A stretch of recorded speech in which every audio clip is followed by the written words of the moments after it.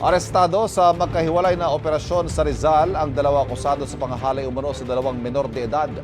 Ang dalawang lalaki na parehong guardian ng mga biktima itinanggi ang akusasyon. May unang balita si EJ Gomez.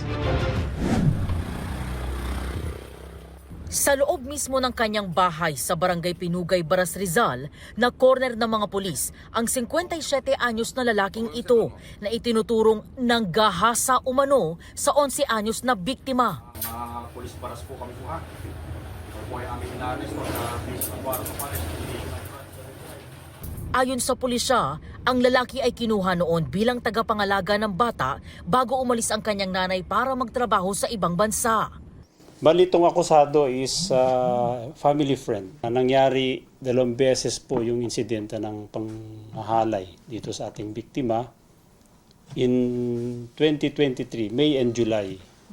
Then, nai-report lang yung krimen last 2024, June 2024. Itinanggi naman ng akusadong si alias Cardo ang paratang. Inalagaan daw niya na parang anak ang dalawang batang inihabilin sa kanya. Hindi ko po hinawakan yung bata. Yung petsa po nun wala po ako nun sa bahay. May trabaho po ako nun eh. Tinuring ko pong mga anak din sila dahil naawa rin po ako dahil yung nakiusap po yung nanay.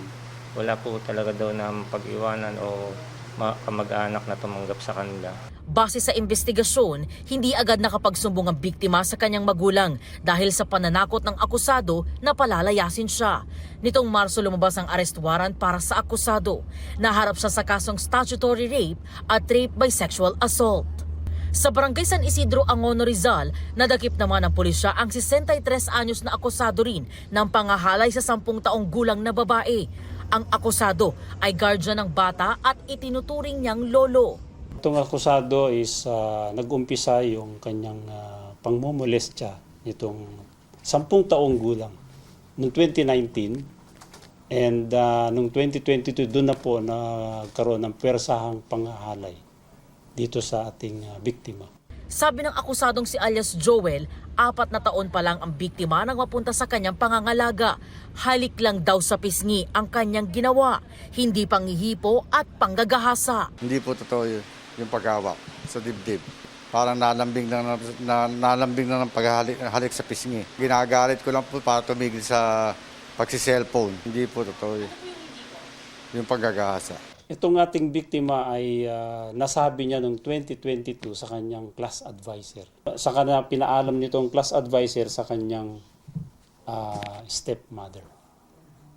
At doon na po nai-report yung itong krimen. April 11 ng nakaraang taon nang ilabas ang arrest warrant para sa akusado sa kasong statutory rape. Itong unang balita. EJ Gomez para sa GMA Integrated News. Kapuso, huwag magpapahuli sa latest news and updates. Maging una ka sa balita at mag-subscribe sa YouTube channel ng GMA Integrated News.